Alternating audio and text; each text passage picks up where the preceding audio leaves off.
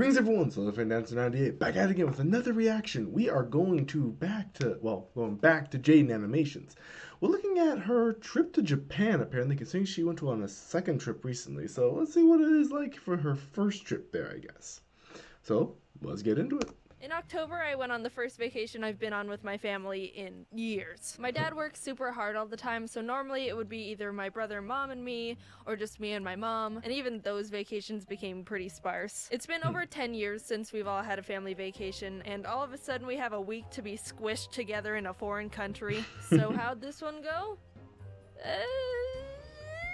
Day one. We arrived at the Tokyo Day one. Start there. airport after a nice and easy 11-hour flight and got off the plane like, wow, I can't believe we finally made it. We've been planning and looking forward to this trip for almost a year, and it's finally happening. How do we get out of here? We walked around the airport for 2 hours trying to figure out what we had to do, which train we had to get. We lost Dad for like half an hour in the sea of Asians. I'd already expected the worst and thought he was dead, but no worries, turns out he wasn't taken out by the Japanese mafia. My mom had They just show freaking characters in My Hero Academia. had to get train tickets and he had to take care of the luggage, so we split up and planned to meet at a ticket counter. But little did we know there were two of them on opposite ends of the floor, and as the stereotype goes, they looked exactly the same. So my parents were just grumbling and waiting for each other to show up at the opposite ticket stand with no method of communication because we didn't have Wi-Fi yet. After figuring that out and getting to the Tokyo station, we had to use the subway to get to our hotel. None of us grew up in the city, and using the subway was new to us, so we had to look at the train station map to see what to do. And is this the Windows 98 pipe screensaver? What is this? I have heard that comparison before. That is too true when you look at the subway and train maps of the freaking Tokyo, Japan area. Jesus. Props to people who use the Metro daily or even just know how to figure that stuff out, because that's like a whole Bill Gates secret code, and the consequence of making a mistake is paying to be plopped in an area you never wanted to be at in the first place. We didn't even know how to start reading the map, so my dad resorted to the only logical option. Do you speak English? Do you speak English? Konnichiwa. Please, help us. 英語話せるわけねえじゃねえか、外人のバカ。迷子になれ。A good 90% of the time we were lost and not knowing where to go, so my dad would keep walking up to random Japanese people and trying to communicate with them in English, even though we were in a country that doesn't speak English. Nani? And when they obviously wouldn't understand, he would just Nani? try to say it all again, but slower, like that was gonna make a difference. But we found a guy named Paul who helped us out. Thank you, Paul. Konnichiwa. Japan is super different from the States. I didn't She just got Totoro reference there. guy named Paul who helped us out. Thank you, Paul. Konnichiwa. Japan is Yeah. I love the Studio Ghibli design she went with on that one. It looks like a Totoro as a bird. super different from the States. I didn't really know what to expect, but my mom and I were super hyped after experiencing and learning about the culture. Dad and Jax, not so much, but they like the food. So here's what They like the happened. food. First morning, woke up early to do a Tokyo bus tour. This time, after our best friend Paul taught us the ropes, we were experts at navigating the subway. We got on the wrong train. We stopped at a cafe for breakfast, and it was at that point where I realized I wasn't going to be able to use the image translation app I downloaded to try and make communication easier while we were there. It would have been super awesome to just hover the camera over the Japanese symbols and have the phone immediately be like, hey, this is what this says. But it wasn't working the way I thought it would. I don't speak Japanese, but I'm pretty sure they weren't selling a surprised egg topped with the first time in fabric. Jesus. His wife. I don't think that's a thing. Who married an egg and why is she so surprised? The tour was fun. We went to a forest with some shrines, saw some sumo wrestlers, went up the Tokyo Tower. Pretty cool Asian stuff. Second day, we walked on Japan's big famous crosswalk that looks like the B-movie's traffic system. Pressed F for the dog that waited 9 years for his dead owner to return from the train station. I love you, Hachiko. Went to a hedgehog Hachiko. cafe. Got on the wrong train. Mega Donuki! Spent way too much money at the Pokemon Center. One Jeez. nothing at a big arcade, and then collapsed into bed. I should probably slow things down a bit so you can really take in. Day whatever! Wrong train! Nice triangles! That's those things I was in. Day 30. Whatever, jeez. Rice triangles. Tiny banana snack. My brother said it tasted weird. Walking tour. Oh god, my legs hurt. More noodles. Went to sleep. We had another bus tour around Kyoto, and one of the stops was this 1,000 golden statues temple that was really cool, and we learned about a bunch of gods, one of which I, a Pokemon master, already recognized since it was the inspiration behind Thundurus.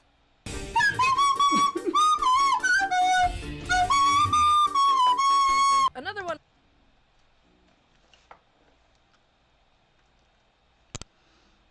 They had to pull the recorder version of the Pokemon theme song meme. My ears do not thank you. My funny bone does. One of the stops on the bus tour was this temple called Kiyomizu-dera. And there's a whole backstory to this place where some people would do this thing called taking the plunge, which was seen as a bold and desperate, extreme wish-making act. So it's simple. What you do is jump off the 43-foot temple balcony and not die. That's literally it. I'm not joking. In the Edo period, people believed that if they put their lives in the hands of Kanon, the god of mercy, you'd be granted a wish, given you don't die, because he doesn't give wishes to corpses. During that time, 200 people jumped, and 85% of them survived, which I'd say is actually a pretty good ratio. One woman apparently even jumped twice. Hey, my wish didn't come true. Well, I guess I jump again. Well, they don't let you do that anymore. Which I think is fair, I guess. Anyway, that wasn't even where I was going with that place. There's this little shrine area at the foot of the temple with I remember seeing that before, where you drink some, you get a blessing from the water. 3 waterfalls, each representing either longer life, wisdom, or love. I remember that one. I remember how there was this one trip of school kids in America that went there, because they won like some sort of like tournament for like academics, something like that, went there. For some reason, a lot of the girls went to the love side and were all trying to drink it at once, while the guys were all just like, you think any of them are drinking it to get with us? As they all look down at their average, non-athletic physiques. Yeah, those boys are a bit lacking in confidence. And if you drink from one of them, it's believed that you'd be granted that particular category in life, but you only get one drink. Thirsty hoe. So I go up there with my long cup on a stick you get, and was watching what everyone else was doing. They would get the water in the cup, wash one hand at a time, then pour some water into one hand to drink from, and let the rest drip into the pool below. Anyway, cutting to the chase, basically, you're in the presence of some pretty intense wisdom right now. Also, there wasn't any place to dry your hands afterwards, so I got wisdom water all over my pants. After that, we saw the 1,000 red gates. You're allowed to walk under them, but apparently it takes like 3 hours to get through them all, and we didn't have that time, so we walked under like 10 and called it a day. After waking up with some French toast that was lightly dusted with a pound of sugar, my mom and I went to the Studio Ghibli Museum. Hey, I gotta keep that in mind to bring my wife there one of these times. Express how incredible that place was. I would recommend it to anyone who has an appreciation for Ghibli, or animation, or art, or anything. I'd show you how mesmerizing it is in there, but there's no filming or photos allowed inside, so no spoilers here. I'm a child of the law. But I did snag this picture of the kids' play area because I thought it was adorable, and sometimes you just gotta break the rules when it's important, okay? We went to a conveyor belt sushi place, and Mom had never been to one before, so she got overwhelmed and just immediately grabbed like 5 random things. I've been to one once before, but my skills aren't anywhere near coordinated, so when I tried to put the wasabi bowl back, I ended up clogging a bunch of plates and ruining a section of the sushi harmony and just being really obnoxious, and I felt really bad. The next day we almost got on the wrong train. The wisdom juice is kicking in. We went to this famous Sega like the whole arcade with 8 floors. That was immensely intimidating. You know how you go to an arcade and there's always some Asian kid who's an absolute god at a game, and there's a little crowd watching because it's so mesmerizing and we're all pathetic? This is their hive. This is the enlightenment mountain they climbed for 80 years and consumed nothing but tears of tigers. Car racing, combat games, even the children were getting spit out the womb playing like monks. Look at this guy. I don't know what game this is or the objective here, but the aura around him is screaming, "Leave here and never come back, Jesus. unworthy rat." We were also introduced to this dance game I've never seen before called Dance Rush Stardom. It's like DDR, but with less arrows and 100% more late 90s Melbourne shuffling. Yep, I've seen those before. I've tried a few of them. They're not bad, honestly. I prefer a good Just Dance game myself.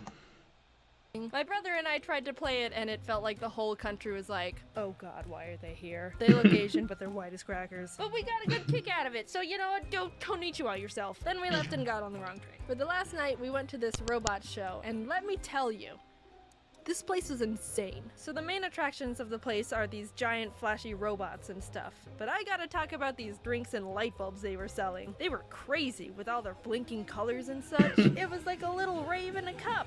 Like, dude, who comes up with this stuff? Benjamin Franklin wishes he did, I'll tell you that. You got to choose from like 4 drink choices, but most of them were alcohol, so I got this peach juice instead. I'm legally allowed to drink now, but I'm not the biggest fan, and who knows how outrageous the drink would have looked if I was a bit tipsy. Anyway, definitely one of the most insane things I saw there for sure. Top of the list of the entire show, nothing compares to the little light bulb. Japan was so much fun. I was kind of half listening to her. Good gravy, that was a lot going on. Uh-oh, there's Hedgehog Cafe. They got separated on the train. And it's become one of my favorite memories with my family. But the thing is, when I started this script, I wanted to briefly mention what we did so I could talk about how much trouble I had getting back home, because that was a whole situation of classic Jaden I thought you would enjoy. But here I am on page 4 of the script, and I haven't been able to talk about anything. I don't like breaking stories into different parts, but we're not animating a 20-minute video. I'd rather put my hands in the life of canon. Twice. So yeah, see you in a few weeks with that. Hey, thanks for watching. So see you in a few weeks with that. Jeez. Oh boy, Jade never changed. Much has happened since the last video. YouTube Rewind was posted, so that's cool. And I was in it, so that's cool too. And then it became the most disliked video on YouTube right now. Ooh. Very cool. I threw in a bunch of memes in my part because I speculated YouTube wasn't gonna do it themselves. And not to throw shade, but I was right. And people have been enjoying them. A lot. Like, my god, it blew up. People found the majority of them, but I thought I'd tell you the real answers. So everyone got the Sub to PewDiePie thing, and the Smash letter, and the Logan KSI fight. But I also had a book that said Sociopaths 101 on it that was too small for people to see. This little bonsai tree was a little tribute to the famous forest in Japan at the beginning of the year that someone did an oopsie in. And next to it is a little squirrel, because shout out to my buddy iDubbbz for his squirrel series this year. I just liked it a lot. Everyone thought this was a reference to Felix's bitch lasagna, but when I made it, it was the somebody touching my spaghetti meme, because that and Uganda Knuckles were the January memes of 2018. But it can be bitch lasagna too, I don't care. Things have been crazy because of Rewind, so thanks for enjoying my part. I wasn't expecting this response at all. I was just messing around and stuff, but hey, I'm not complaining. This whole ride has been super fun to be a part of. You guys are hilarious, and the memes from this have made me laugh so much, and I feel overly appreciated. That's all for now. Thanks for watching. Thanks for the memes. In a year, we get to see if I'm not allowed to be in Rewind again because of this. And if so, it was worth it. Alright, that was a fun time. And jeez, I gotta look up her new trip to Japan apparently, because Pokemon Center there this time. So that's gonna be fun to try out. Anyway, hope you guys enjoyed this, and I certainly did. I was loving the adventures her family